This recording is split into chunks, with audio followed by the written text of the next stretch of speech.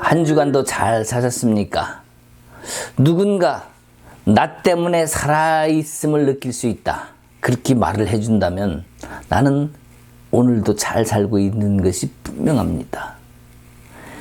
내가 누군가에게 빛을 비춰주고 그 사람이 나를 통해서 기쁨을 얻고 살아있는 생명의 소중함을 알게 한다면, 또 그가 알았다면 나는 분명 살아있는 생명이 되고 있는 것입니다. 그것이 우리에게는 살아있는 예배고, 또한 주님이 원하시는 기쁨의 삶을 살고 있다고 얘기해도 될 것입니다. 그래서 오늘 우리가 정말 소중한 것, 그리고 인생의 새로운 도약의 길, 새로운 문을 여는 길, 그 길 향해서 나가는 귀한 시간이 되길 소망합니다.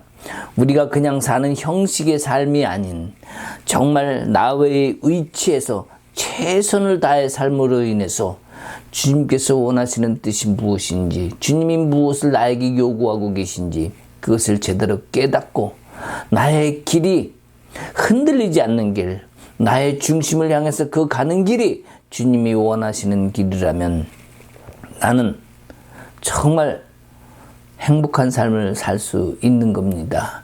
주님의 뜻을 우리가 알려고 하고 우리의 마음을 다해서 실천하려고 하는 그 깨어있는 삶을 산다면 하나님은 분명히 나를 책임지시고 이끌어 주실 줄 믿습니다. 이 땅의 모든 일들은 힘들고 어렵다 할지라도 각자의 삶은 다 다릅니다. 그러나 그 힘든 거 어려운 것을 갖다가 다 주님의 십자가 앞에 내려놓고 이제는 주님께 감사로 예배로 나아가는 삶이 지혜로운 삶이라는 것을 알아야겠습니다. 가장 어리석은 것은 내 문제를 내가 다 끌어안고 사는 거예요. 밤새 그 문제를 붙들고 씨름하면서 소리쳐 기도하면서 애달파하는 그 사람이야말로 어쩌면 어리석은 사람인지도 모릅니다. 왜입니까? 우리 주님이 다 담당하셨기 때문이죠. 그래서 신앙은 주님이 일하실 것을 믿는 것이고, 또 그 이미 이루어진 것을 확신을 가지고 믿는 것, 이것이 진정한 믿음의 길, 신앙의 길이라고 생각합니다. 오늘 본문의 말씀을 보면서 우리가 다시 한번 새로운 길을 열 수 있는지, 그 인생의 새로운 문을 내가 열 것인지에 대해서 다시 한번 생각하는 귀한 시간이 되기를 소망합니다. 우리가 오늘 하나님 말씀을 보겠습니다. 오늘 하나님의 말씀은 마태복음 14장 1절에서부터 12절까지의 말씀을 보겠습니다. 이제 14장으로 넘어왔습니다. 함께 봉독하겠습니다. 그때에 분봉왕 헤롯이 예수의 소문을 듣고 그 신하들에게 이르되 이는 세례 요한이라. 그가 죽은 자 가운데서 살아났으니 그러므로 이런 능력이 그 속에서 역사하는도다 하더라. 전에 헤롯이 그 동생 빌립의 아내 헤로디아의 일로 요한을 잡아 결박하여 옥에 가두었으니 이는 요한이 헤롯에게 말하되 당신이 그 여자를 차지하는 것이 옳지 않다 하였습니다. 헤롯이 요한을 죽이려 하되 무리가 그를 선지자로 여김으로 그들을 두려워하더니 마침 헤롯의 생일이 되어 헤로디아의 딸이 연석 가운데서 춤을 추어 헤롯을 기쁘게 하니 헤롯이 맹세로 그에게 무엇이든지 달라는 대로 주겠다고 약속하거늘 그가 제 어머니의 시킴을 듣고 이르되 세례 요한의 머리를 소반에 얹어 여기서 내게 주소서 하니 왕이 근심하나 자기가 맹세한 것과 그 함께 앉은 사람들 때문에 주라 명하고 사람을 보내어 옥에서 요한의 목을 베어 그 머리를 소반에 얹어서 그 소녀에게 주니 그가 자기 어머니에게로 가져가니라. 요한의 제자들이 와서 시체를 가져다가 장사하고 가서 예수께 아뢰니라. 그 다음에 13절에 나오는 것이 이제 예수께서 들으시고 배를 타고 떠나시사 다로 빈들에게 가시니 오병이어 기적이 나오는 장면이 또한 나옵니다. 자, 오늘은 그러나 14장 1절에서부터 12절까지 말씀만 보겠습니다.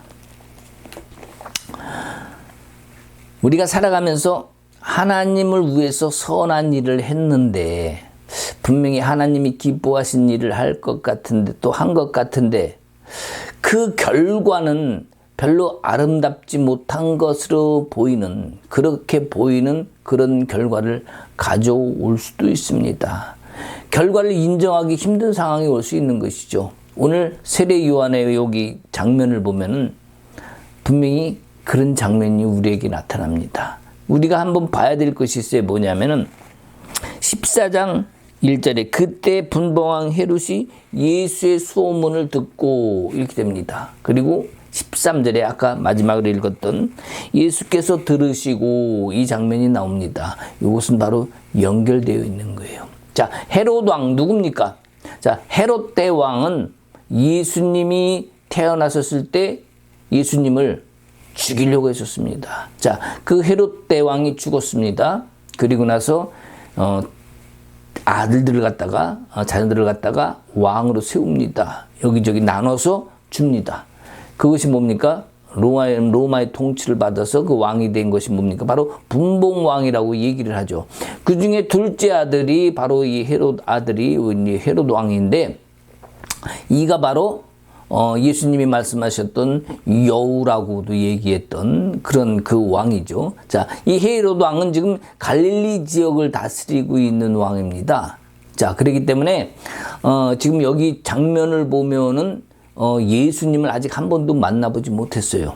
자, 근데 여기 지금 우리가 봅시다. 자, 그때 분봉왕 헤롯이 예수의 소문을 듣고, 어떤 소문을 들었다는 얘기입니까? 예수의 소문을. 예, 그가 바로 뭡니까? 요한이라 그가 죽은 자 가운데서 살아났으니 그러므로 이런 능력이 그 속에서 역사하는도다. 자, 죽은 자 가운데서 살아난 이 누굽니까? 예수를 얘기하는 거예요. 자, 요한을 이전에 지금 이 헤롯이 죽였습니다. 그가 죽일 당시에 사실 세례 요한은 뭐 특별히 능력을 뭐 발휘하거나 그런 적은 없었어요. 그런데 그의 생각에는 어떻습니까? 능력이 있고 굉장히 자기가 두려워할 만한 존재였어요. 그래서 요한을 그 당시에 함부로 죽이지를 못했습니다. 그랬던 세례 요한을 이 헤롯이 죽였던 것이죠. 자, 이 갈릴리 지역에서 헤롯의 둘째 아들이 지금 다스리고 있는데 그의 동생 부인을 갖다가 그가 권력으로 취합니다. 자, 이걸 근친상간이라 그러죠. 자기 동생의 아내를 강제로 권력으로 취했어요. 자, 그런데 헤롯이 지금 세례 요한을 죽이고 싶은데 죽이지 못하는 이유가 뭐겠습니까? 아까 14장 1절과 여기 13절을 비유를 같이 말씀을 드렸는데, 자, 헤롯 왕이 그를 다시 살아난 예수를, 그러니까 요한이 다시 살아난 세례 요한으로 생각을 해서 두려워했습니다. 근데 그가 예수를 만나기를 원합니다. 그러니까 예수님이 그를 떠나서 바로 벳사다 광야로 갑니다. 거기서 이제 오병이의 기적을 일으키죠. 자, 이제는 예수님은 이제 사역은 주로 이제 제자들을 훈련하는 사역으로 들어갑니다. 그리고 그것을 염두에 두고 그 훈련을 위한 것이 되는데, 예수님이 앞으로 나아가야 할 길과 바로 십자가의 순환과 죽음이라는 사실을 인식하고 있었기 때문에 이제 제자들 향해서 훈련의 길을 가는 곳, 또 사역의 길, 또 이제 공생애를 가고 있다고 생각합니다. 14장 2절에 보면 이런 권능이라고 합니다. 이런 권능 뭐예요? 세례 요한이 가졌던 권능. 누굽니까? 옛날에 그 엘리야가 그 아하방을 대결했던 그러한 그 역사적인 권능을 갖다가 세례 요한이 가졌다고 생각을 해요. 그래서 세례 요한이 그 사역 중에 비록 어떤 표적도 나타나지 않았지만, 그랬지만 헤롯의 이 말에 의하면 많은 사람이 그를 권세와 능력을 갖춘 자로 그렇게 생각을 하고 얘기를 합니다. 그러니까 헤롯 왕도 세례 요한의 권위를 어느 정도는 인정하고 있었던 거예요. 그래서 5절에 보면 헤롯이 요한을 죽이려 하되, 그런데 세례 요한을 두려워한 이유가 뭡니까? 헤롯이 요한을 두려워했던 이유, 처형하지 못했던 이유는 백성들이 혹시라도 들고 일어날까봐, 폭동이 일어날까봐 그를 죽이지 못했습니다. 왜냐하면 예루살렘에 있는 그 이스라엘 백성들, 종교 지도자들은 그를 다 싫어했어요. 그러나 종교 지도자들을 뺀 모든 사람들은 그를 좋아했어요. 왜요? 그 로마의 속국이 된 상황에서 그 헤로드 왕이 잘못된 것을 아무도 말을 못하는데 세례 요한이 말을 하고 지적을 하는 거예요. 그리고 종교 지도자들에게도 그가 안 좋은 건 안 좋다고 얘기를 합니다. 그러니 백성들에게는 그 말이 고소하고 가슴이 시원해진 거죠. 그래서 세례 요한을 사람들이 인정을 하게 됩니다. 그러니까 많은 사람들이 무리가 좋아하는 그 사람을 처치하면 혹시라도 분란이 일어날까 봐 세례 요한을 죽이지 못하고 있었어요. 오늘 본문 말씀에서 이 말씀 안에 있는 세례 요한의 삶과 우리 주님의 뜻이 어디 있을까? 우리는 살아가는 동안에 많은 어려움이 있습니다. 그러나 그 어려움을 갖다가 이길 수 있는 사람과 그것 때문에 힘들어하는 사람이 있어요. 매사에 살면서 마음이 눌려서 사는 사람도 있죠. 자, 그러면 어떤 일을 할 때 이 눌린 상태에서 무언가를 했다고 하면은 그 한 것이 기쁘겠어요? 절대 기쁘지 않습니다. 그리고 그것이 오히려 원망이 되고 오히려 잘못된 혹시라도 결과가 나타나거나 하면 모든 인생을 때려치고 뒤집어 눕습니다. 왜요? 나는 이제 살기 싫어. 아니면 극단적인 선택을 할 수도 있겠죠. 아마 감당하기 힘든 일이 생길 것입니다. 그러나 힘든 상황조차도 마음이 기쁨이 있어가지고 기꺼이 그것을 할 수 있는 사람이라면, 그것을 하고 있다면 이것이 영혼이 되고 그 영혼이 그 힘을 이길, 그 일을 이길 힘을 얻게 됩니다. 바로 뭡니까? 상황은 그렇다 할지라도 우리 영혼이 살아있으면 그것을 이길 능력이 힘이 생기는 거예요. 우리가 기도하는 목적도 기도의 목적이 그 문제를 푸는 데 있는 것이 아니라 내 영혼, 내 심령을 살리는 데 목적이 있다고 한다면 주의 영을 받기 위한 기도가 되어야 됩니다. 그것만이 우리의 영을 살릴 수 있기 때문에 주의 영이 내 안에 들어와야만 내 영혼을 살릴 수 있어요. 하나님은 우리를 소모품으로 여기려고 하는 것이 아니라 이 세상에서 가장 빛난 보석으로 만들고 싶어 하십니다. 어느 날 일을 하다가 힘이 들어. 내가 왜 이러지? 내가 이렇게 왜 일을 죽어라 하지? 얻는 것이 뭐지? 아니, 얻은 것이 뭐지? 내 인생이 왜 모양이지? 이런 회의가 생길 때가 있을 수 있어요. 사람은 누구나 이런 회의가 생길 수 있습니다. 남편이 밖에서 평생 일을 합니다. 죽어라 일을 합니다. 가족을 위해서 헌신봉사를 합니다. 그런데 아내가 인정을 해주지 못하는 것 같아. 자식들이 인정을 못 해주는 것 같아. 그러면요, 회의가 생겨요. 어때? 내가 버는 것이 뭐지? 왜 노력을 했는데? 아내는 어떻습니까? 집에서 빨래를 해다 말고 내 팔자가 이게 뭐야? 저놈은 윈수 같은 만나가지고 내가 이 일을 하고 있어야 돼. 벼랑 안에 빨래를 걷어차버려. 밥을 해다가 말고 피식피식피식 막 김이 올라오는데 이 밥은 내가 왜 하고 앉아있어? 응? 해놓고서는 알아서 먹어. 벼랑 안에 잘 하다가 이럴 수도 있다니까요. 자식들이 속을 새기면 어떡합니까?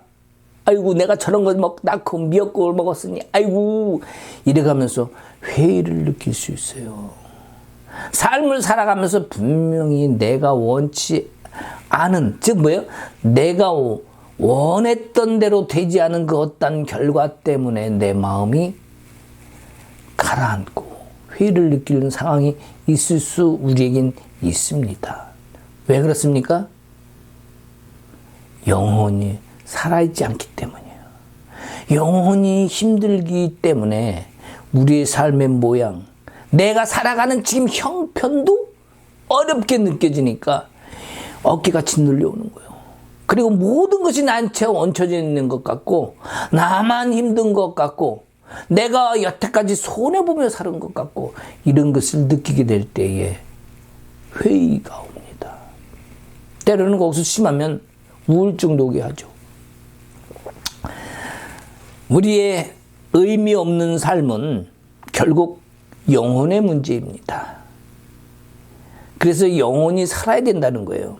그래야 감사함으로 견딜 수도 있고 기다릴 수도 있습니다. 주님께 예배와 찬송이 나올 수도 있어요. 감사 없는 찬송이 있을 수 있겠어요?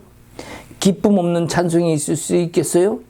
그래서 우리가 각자 살아가는 삶의 힘든 크기, 모양은 다 다를 수 있어요. 그러나 영혼이 살아있으면 모든 것이 즐겁게 됩니다. 내가 열심히 일을 해도 그것을 기쁨으로 하면 어떻게 됩니까? 살아있는 예배가 됩니다. 그러나 내가 일을 하는데 이걸 일로 여겨. 회의가 와. 그때 어떻게 합니까? 그것은 일이 아니라 노동입니다. 그러니까 힘든 거예요. 그러니까 내가 이걸 왜 해? 그러니까 들러엎고 싶은 거죠. 포기하고 싶은 거죠. 그래서 우리가 영혼을 살려야 되는 이유가 여기 있습니다. 왜? 보이지 않아도 주님이 나와 함께 하시고 내 안에 계심을, 나를 주장하시고 나를 인도하시고 나의 머리가 되심을 깨닫기 때문입니다. 그래서 우리는 영혼이 살리는 것이 중요한 거예요. 때로는 우리는 생각을 할 수 있습니다. 저도 일을 합니다. 식당에 가서 일을 하는데 저도 경력이 많아요. 근데 식당에 가서 일을 하니까 나보다 경력은 적지만 먼저 온 사람들이 있어요. 야, 내가 경력 더 많아. 비켜. 이렇게 할 수 있잖아요. 그래도 거기서 주인의 입장에서는 먼저 오래 있었던 사람들을 더 우대를 해주게 돼 있어요. 아무리 실력이 뭐 어쨌든 간에. 왜 어느 정도 이제 세월이 가면 실력이 비슷하잖아요. 자, 나이가 먹어서 인정을 해주는 건 있지만 그 체계를 갖다가 내 스스로 낮추고 들어가지 않으면 거기서 일하기 힘들어요. 왜? 내가 뭐야? 내가 이럴 사람이야? 그죠? 나 같은 고급 인력이 내가 왜 빗자루질을 하고 있지? 왜 내가 걸레질을 하고 있지? 왜 청소를 하고 있지? 이렇게 하면은 어떻게 돼요? 힘들어지죠. 그러나 영혼이 살아있는 사람은 괜찮아요. 빗자루질을 해도 걸레질을 해도 흥얼흥얼 찬송을 하면서 삽니다. 마음이 기쁨이 있어요. 그러니까 뭐예요? 이게 일이 아니라 그 자체가 예배가 되는 거예요. 살아있는 예배, 영혼의 예배. 그래서 우리의 영혼이 살아야 되는 이유입니다. 주님도 그걸 원하시지 않겠습니까? 생각이 바뀌면 인생의 의미도 달라집니다. 그리고 모양도 달라져요. 형태도 달라져요. 그것이 영혼이 달라지는 것이에요. 그래서 괜히 걱정하고 팔자 타령하고 내가 어떤 왕년에 뭐 이런 거 있잖아요. 내가 왕년에 어땠었는데 그거 다 소용없습니다. 괜히 안 해도 될 거, 안 생각해도 되고 팔자 타령 안 해도 되는데 괜히 해서 얼굴에 주름살만 늘어요. 그리고 이 얼굴 뭐야? 나이 먹으면요, 내 얼굴 표정 본인이 책임지는 겁니다. 항상 비웃고 불평했던 사람들은요, 입술 모양도 이렇게 아래로 펴집니다. 근데 항상 웃고 이런 사람들은요, 모양이 달려요. 얼굴이 달라요. 어떤 사람은, 우리 누님이 며칠 전에 그러더라고요. 야, 얼굴이 아주 팽팽하다. 응? 제 나이 60입니다. 이 나이에 목사가 돼서 하나님 일을 한다고 하는데 또 나름대로 삶을 살아가는데 내 근심 걱정을 가지고 지금까지 상황을 보고 내가 내 영혼이 살아있지 않은 모습이라면 근심 걱정이 있을 거예요. 근데 근심 걱정이 아닌 매사에 감사하고 지금이 살아있어서 하나님의 말씀을 전할 수 있다는 것도 감사하는 그 마음이 느끼다 보니까 얼굴에 주름살도 안 생기는 거예요. 안 생기진 않죠. 생기죠. 그러나 그만큼 주름살보다는 그 얼굴의 미소를 더 보게 되고 오히려 내 세포들도 기쁨을 얻으니까 모습이 달라지는 거예요. 어찌 보면 어려운 상황에 처한 사람의 입장에서 보면 이런 얘기를 하면 마음이 좀 불편할 수도 있을 거예요. 네가 지금 내 꼴을 당해봐라. 내 형편이 어떤 줄 알아? 이런 말을 하면서 이 마음이 좀 불편해질 수도 있겠습니다. 그러나 진실로 영원히 살아있으면은요, 그런 생각조차를 안 합니다. 그런 생각조차 죄라는 것을 깨닫게 돼요. 왜? 주님 주신 감사함, 지금 현실 속에서 내가 누려야 될 그 기쁨, 주와 나와 함께, 주께서 나와 함께 하신다는 그 사실을 내가 인지한다면 그것을 충분히 이길 수 있는 힘이 거기서 나오기 때문이에요. 그 힘이 거기서 나오면 내 영혼은 어떻게 하겠어요? 늘 기뻐하죠. 이러한 모습을 우리가 살아야 된다고 생각합니다. 영혼이 살면 주변이 또한 움직여요. 주변이 바뀌어요. 나만 그런 것이 아니라 내 주위에 있는 것들도 저절로 바뀌어요. 신기하죠? 안 그럴 것 같으죠? 해봐요. 내 상황이, 주위의 상황이 정말로 바뀝니다. 내가 바뀌면 옆에 것들도 바뀌더라고요. 이것이 우리 하나님의 우리에게 주신 섭리고 은혜인 줄 압니다. 주님이 같이 할 땐 반드시 어떤 일이 생기냐? 완성된 좋은 것들이 생기냐. 즉 완제품이 생겨나는 거예요. 그런데 의심이 자꾸 나니까 미안성이 생겨나는 거예요. 그리고 그걸 견디다 못해 마음의 병이 되고 육신의 병도 되는 겁니다. 그래서 우리가 해야 될 가장 중요한 일은 영혼을 살리는 일이 되는 거예요. 그래서 살리지 못하면 교만에 대해서, 욕심에 대해서 감각을 잃어버리게 되기 때문에 심령이 구멍이 뚫리고 거기에 심령의 부도가 나는 거예요. 잘못된 길을 갔는데도 잘못된 걸 모르기 때문에. 우리가 작은 일을 했지만 그 영혼이 살아있다면 주님이 기뻐하실 거예요. 또 그 정말 큰 일을 한 사람이라 할지라도 그 영혼이 살아있다면 그 행한 일 통해서 하나님이 기뻐하시는 것뿐만이 아니라 하나님이 하나님을 증거하게 되고 또 그 영혼이 살아있다면 하나님의 역사는 그 사람을 통해서 세상에 증명하게 될 것입니다. 이것이 하나님의 역사예요. 그러나 세상에서 큰일을 한 사람이 그 큰일을 한 만큼 계속 존경받지 못하는 이유는, 그리고 추락하는 이유는 그 큰일을 해놓고 가장 크게 교만해지고 타락에 빠지니까, 세상에 그것이 또한 드러나니까 하나님의 역사는 사라지고 오히려 하나님만 욕먹는 결과가 나타나는 겁니다. 영혼을 살리는 것이 하나님이 원하는 뜻을 이루는 알파와 오메가인데 영혼을 닫아놓고 인간적인 생각으로 돌아가서 선악간의 판단을 하니까 안타까운 일들이 벌어지는 겁니다. 영혼이 살아있으면 주님이 살아계십니다. 영혼은 성전이고 주님이 머무시는 곳이기 때문에요. 예루살렘에 주님이 안 계시고 떠나신 결과로 얻은 것이 무엇이겠습니까? 강도의 소굴이 된 것이죠. 황폐해진 거예요. 내 영혼이 하나님의 성전이고 살아있는 성전임을 잊지 말아야 되는 이유입니다. 그 성전에 주님을 모셔야 되는데 주님이 안 계시면 어떻게 되는 겁니까? 내가 주인이 되는 거죠. 내가 하나님이 되는 거예요. 내 마음대로 하는 거예요. 그리고 내가 말하는 것이 하나님이 말한 것처럼입니다. 내 생각을 마치 하나님이 이렇게 말씀하셨습니다 라고 얘기한다니까. 이게 뭐예요? 영혼이 살아있지는 않은데 하나님 흉내를 내려고 하는 거. 이것이 결국 타락이고 하나님은 이것을 갖다가 불법을 행하는 자라고 말씀하기도 합니다.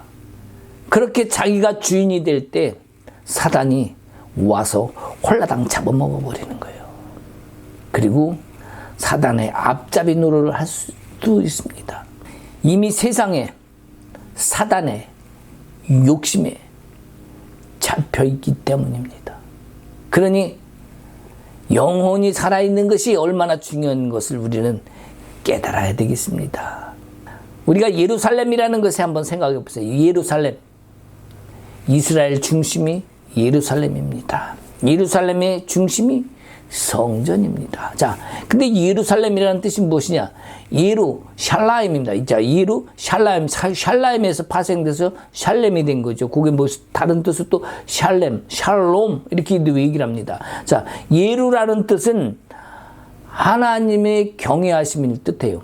하나님을 경외하는 것, 그것이 예루입니다. 샬라임이 뭐냐? 샬라임은 함께하는 거예요. 샬롬은 평화죠. 예루샬렘, 예루샬라임, 그것이 파생돼서 샬롬이 됐습니다. 자, 샬라임은 함께하는 것, 즉 뭡니까? 경외로우신 하나님의 영이 함께하는 것. 자, 경외로우신 영이 함께하는 것이 뭡니까? 바로 예루살렘이에요. 그것이 예루살렘이에요. 자, 그래서 하나님은 어떤 것의 결과를 보시는 것이 아니라 우리의 영혼을 본다는 것. 자, 그 사실에 입각해서 볼 때, 아, 영혼을 보는구나. 그렇다면 내가 내 심령 속에 하나님을 경외하고 있으면 내가 예루살렘이네.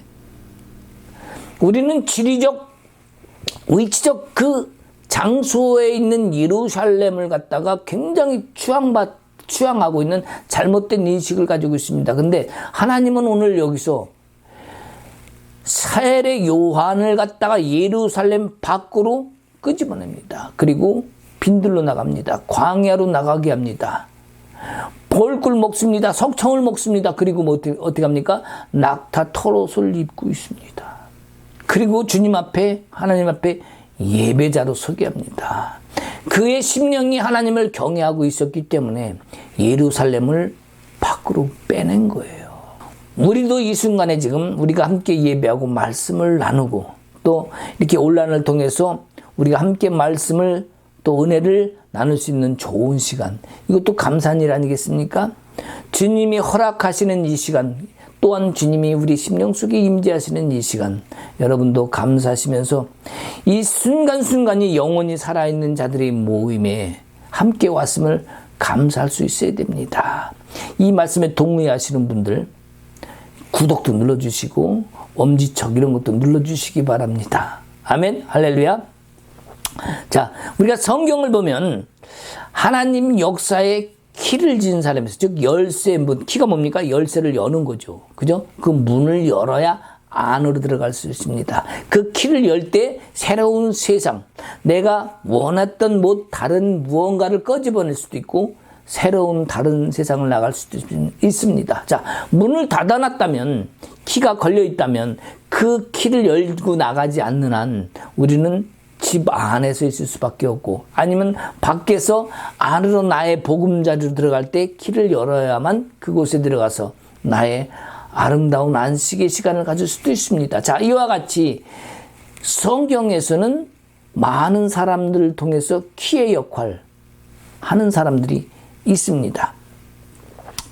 보면은 그 아브라함도 그렇고 야곱을 통해서도 그랬고 또한 요셉을 통해서 새로운 상황의 전개를 하나님은 사람을 통해서 이끌어 가시죠. 또한 모세를 통해서도 그랬고요. 자, 출애굽을 하는 거죠. 또 가나안 땅에 광야 생활을 끝나고 가나안 땅에 들어가게 하기 위해서도 새로운 사람을 통해서 열게 합니다. 그것이 누굽니까? 가나안 땅에 키를 열게 해준 사람이 누굽니까? 여호수아입니까? 예, 그럴 수도 있죠. 갈렙입니까? 그럴 수도 있죠. 그러나 이 가나안 땅 안에서 문을 따준 사람이 있어요. 누굽니까? 바로 기생 라합입니다. 그래서 그들이 가나안 땅에 들어가게 된 거예요. 그 키맨 역할을 한 사람이 기생 라합입니다. 그리고 그들이 들어가서 어떻게 됩니까? 사사기 시대에 이스라엘 백성들이 갈 바를 몰라 하고 중심을 잡지 못할 때에 누굽니까? 이스라엘 백성이 아닌 모압 지방의 이방, 타지방 이방인의 여인인 룻을 데려옵니다. 그것이 뭐예요? 이스라엘 중심 민족, 선택된 백성, 본백성을 향해서만 하나님이 역사하지 않는다는 사실이에요. 그 룻을 통해서 하나님 나라를 만드는 다윗을 얻게 됩니다. 그 키의 문을 엽니다. 하나님 나라 아니겠습니까? 그리고 또 다윗의 자손을 통해서 예수 그리스도가 이 땅에 오게 하십니다. 그 키를 쥔 사람들의 역사를 봐야죠. 자, 그런데 지금 그 시대는 지금 구약시대 있죠. 구약시대가 쭉 흘러왔습니다. 지금 이 구약시대를 흘러와서 지금 무슨 일이 벌어졌습니까? 세례 요한이 나타났는데, 이 신약 성경의 마태복음의 이 말씀을 보면 분명히 여기는 신약 성경입니다. 근데 세례 요한을 얘기하고 있죠. 이 세례 요한이 바로 구약시대의 마지막 신약의 키를 여는, 열쇠를 여는 키맨의 역할을 하고 있다는 사실이에요. 심령이 살아있는 사람을 통해서 하나님은 지금 역사를 이루고 계신 거예요. 그리고 메시아인 예수 그리스도의 신약이 되기 위한, 시작하기 위해서 이 세례 요한이 키맨의 역할을 하고 있다. 열쇠를 열고 있다. 새로운 신약의 시대를 열고 있는 겁니다. 세례 요한을 한번 볼까요? 이 세례 요한은요, 항상 대접받고 살 수 있는 그런 여건을 가지고 있는 사람입니다. 아버지가 대제사장이에요. 그러면 세례 요한도 나도 제사장 할래? 왜요? 그 시대에는 성전이 있었기 때문이죠. 그리고 율법과 규례를 통해서 제사를 지키고 있었기 때문에 제사장이 필요했어요. 제사장 역할만 하고 있으면 먹고 사는데 지장 없습니다. 근심 걱정 안 하고 존경받고 살 수 있어요. 그런데 그 제사장 옷을 벗고 광야로 세례 요한이 나갑니다. 이방 사람이든 본백성이든 하나님은 차별하지 않으세요. 심령이 살아있는 사람을 통해서 하나님은 일하고 계신 것을 알 수 있습니다. 세례 요한 분명 제사장으로서 일할 수 있고 성전을 지킬 수 있는 사람인 것 분명합니다. 주님은 그래서 율법과 규례를 원하시는 것이 아니라 살아있는 영혼을, 그 또한 살아있는 생명을 원하신다는 사실을 알 수 있습니다. 그것을 중요하게 여기는 거죠. 그래서 예루살렘 성 아니어도 된다는 하나님의 뜻이에요. 그 안에 있는 성전이 중요하지 않다는 뜻이에요. 돌로 된 성전 아닙니까? 인간의 힘으로 된 성전이죠. 그런 성전이 아니라 하나님은 심령이 살아있는 그 성전을 지금 원하고 계시다는 것을 우리가 알 수 있습니다. 더 이상 형식을 원하지 않고 정말 살아계신 하나님을 위하여 살아있는 영으로 예배하기 위해서 지금 세례 요한은 광야로 나간 겁니다. 거기서 예배하면서 세례 요한은 엘리야의 그 신령함과 엘리야의 그 능력을 받게 되는 거예요. 비록 사람들에게 그 능력을 드러난 것 성경으로 드러나지는 않았지만 지금 헤롯 왕도 그의 능력을 인정하고 있었다는 사실입니다. 요한의 그 심령의 아름다움을 아시고 하나님께서 그에게 능력을 주었을 거라고 생각해요. 그 신령함을 줬다고 생각합니다. 많은 사람들한테 인정받았다고 생각합니다. 세상에서 보십시오. 그렇게 사는 사람을 누가 거지라고 얘기하지 그 사람을 존경합니까? 그에게는 그만큼 가지고 있던 것이 하나님의 역사가 있었다고 보아집니다.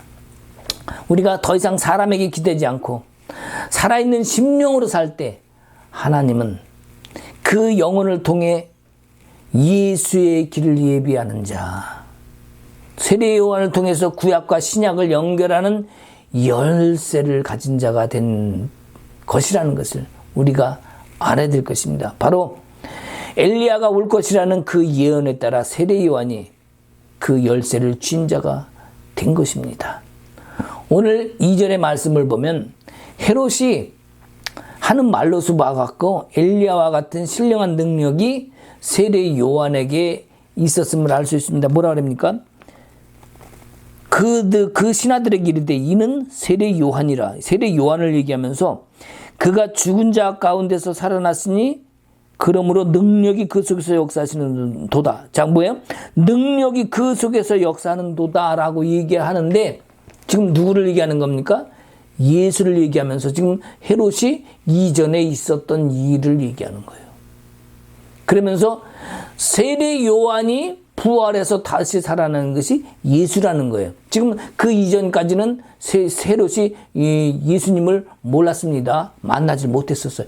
이제 그 소문을 듣고 그가 세례 요한이 부활해서 생긴 게 아니냐 이런 얘기를 지금 하는 겁니다. 그래서 세례 요한이 죽은 것은 구약의 끝이었어요. 구약의 마지막이었습니다. 새로운 시대가 열리는 겁니다. 그래서 예수님도 말합니다. 선지자 중에서 세례 요한보다 더 큰 이가 없느니라 이렇게 말씀하셔요. 세례 요한은 선구자의 사명을 감당했지만 그 삶과 죽음을 통해서 예수 그리스도 그분이 메시아로서의 삶을 그 자신이 메시아인 예수 그리스도의 삶을 예표했다고 볼 수 있습니다. 세례 요한의 삶과 죽음은 그 전체가 예수님의 모형이라고 이야기를 합니다. 세례 요한이 가장 첫 번째로 외친 것이 무엇입니까? 회개하라, 천국이 가까우니라.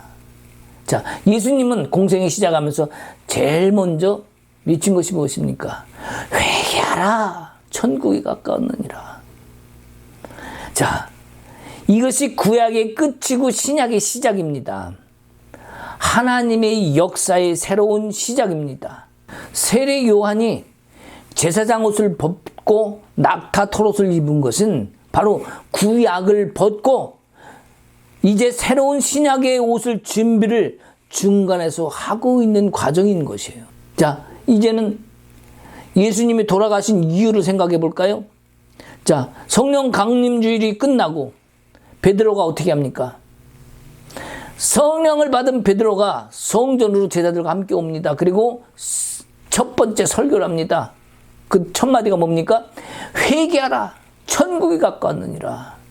이 말씀을 갖다가 베드로도 한다는 사실이에요. 우리의 영은 결국 예수 그리스도의 영으로 바뀌어야 됩니다. 메시아로 오신 그분, 그 살아있는 보혜사에 역사하시고 일하시고 허락하심으로 이제 새 옷을 입은 우리는 베드로가 두려움을 떨쳐버리고 성령의 힘을 얻고 외쳤던 것처럼 우리도 이제 세상의 두려움을 내려놓고 그 세상의 마음의 짐을 내려놓고 십자가에 맡기고 우리도 이제 새로운 인생의 전환을 맞이해야 됩니다. 새로운 길을 가야 됩니다. 예전의 옷을 입고 있다면 주님이 주시는 성령께서 주시는 그 새 옷을 바꿔 입어야만 합니다. 인생의 새로운 문이 열릴 것입니다. 왜요? 성령이 우리 안에 오셨기 때문에 하나님이 우리를 사랑하시자 그것을 주셨기 때문에 오늘 말씀을 통해서 우리가 인간적인 속성을 이제 다 버리고 하나님의 영으로 빈들이라는 그 광야 같은 곳에 있다 할지라도 하나님의 새로운 역사로 나아갈 수 있는 힘이 나에게 있는 것이 아니라 내 안에 계신 우리 주님이 힘을 주시기 때문에 그것으로 새로운 역사를 만들 수 있는 겁니다. 내 삶의 어떤 모습이 중요한 것이 아니라 그것을 통해서 우리는 이제는 앞으로 갈 수 있습니다. 하나님은 그걸 원하시는 것이고 이런 심령이 살아있는 삶의 여정이 바로 내 인생의 새로운 문을 연다는 것, 역전의 발판을 마련한다는 것. 지금의 어떤 상황이 있다 할지라도 하나님은 그 문을 여시고 주님이 책임지실 줄 믿습니다. 그 길에서는 축복된 여러분 되시길 주님의 이름으로 축복합니다. 아멘. 이제 다음 주에 보면은 오병이의 기적이 열립니다. 아까도 말했죠. 그 말을 들은 예수. 자, 어떤 말을 들은 겁니까? 세례 요한이 죽었다는 말을 듣는 것이 아니라 세례 요한의 능력이 그 위대함이 부활하심으로 나타난 그분이 예수다 이렇게 헤롯 왕은 알고 있는 거예요. 그래서 헤롯 왕이 예수를 만나고자 하니까 예수님이 그것을 떠나서 지금 빈들로 나온 겁니다. 다음 시간엔 거기서 어떤 일이 벌어진지 더 그 안에 있는 비밀을 풀어보는 시간 갖겠습니다. 기도하겠습니다. 주님 감사합니다. 오늘도 주님의 뜻을 알게 하시고 주님의 마음을 알게 하시고 또 비록 광야의 삶을 살았지만 신령과 진정으로 주님의 마음을 받아들이고 참 예배, 살아있는 예배로 드리고자 했던 세례 요한의 그 마음을 보았습니다. 우리도 어떤 상황과 처지에 있다 할지라도 이제 새로운 문을 여는 우리가 열쇠가 되길 원합니다. 가정이나 교회나 우리나라나 모든 열방을 향해서 우리가 새로운 문을 열게 하옵소서. 열면 닫을 자가 없고 닫으면 열 자가 없는 하나님의 일하심과 역사하심이 우리 안에도 나타나게 하옵시고 새로운 도약의 길이 새롭게 열리는 새로운 시대를 맞이하는 모든 이들이 되게 하옵소서. 이제는 우리 주 예수 그리스도의 은혜와 하나님 아버지의 크신 사랑과 성령님의 감화, 감동, 교통하심과 역사하심이 이제 새로운 문을 열고 나가기로 작정하고 다짐하는 믿음의 모든 성도들에게 이제로부터 영원토록 함께 있을지어다. 아멘.